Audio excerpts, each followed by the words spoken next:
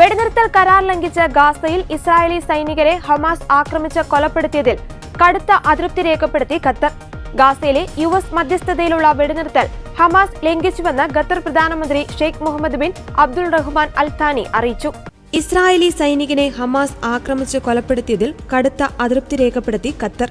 Israel Hamas ചർച്ചകളിൽ മധ്യസ്ഥത വഹിക്കുന്ന ഖത്തറിന്റെ കൂടി പ്രേരണയിലാണ് ഇരു രാജ്യങ്ങളും സമാധാന കരാറിൽ ഒപ്പുവെക്കുന്നത്.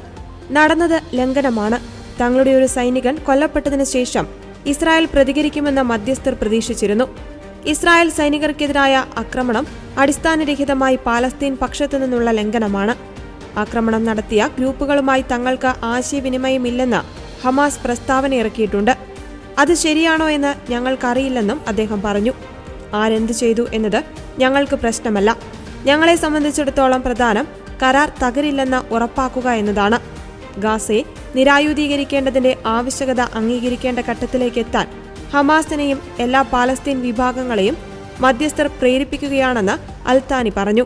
നിരായുധീകരിക്കുന്നതിലൂടെയും പ്രവർത്തനരഹിതമാക്കുന്നതിലൂടെയും കടന്നു പോകുന്നത് സങ്കീർണമായ പ്രക്രിയയായിരിക്കും. പക്ഷേ ഇത് കരാറിന്റെ ഭാഗമാണെന്നും ട്രംപിന്റെ പദ്ധതിയെ പരാമർശിച്ച് അദ്ദേഹം പറഞ്ഞു. കഴിഞ്ഞ ചൊവ്വാഴ്ചയാണ് റഫയിലെ ജനിന പരിസരത്ത് ഒരു സംഘം ഹമാസ് സൈനികർ ഇസ്രായേലി സൈനികർക്ക് നേരെ വെടിവെപ്പ് നടത്തിയത്. വെടിവെപ്പിൽ ഒരു സൈനികൻ കൊല്ലപ്പെട്ടിരുന്നു. തുടർന്ന് ഇസ്രായേൽ പലവട്ടം ഗാസയിൽ ആക്രമണം നടത്തി. സ്ത്രീകളും കുട്ടികളുമടക്കം 104 പേർ മരിച്ചതായി ഗാസ ആരോഗ്യ മന്ത്രാലയം അറിയിച്ചു. ഇതിനുശേഷമാണ് വെടിനിർത്തൽ പാലിക്കുന്നത് പുനരാരംഭിക്കുമെന്ന് ഇസ്രായേൽ പ്രഖ്യാപിച്ചത്.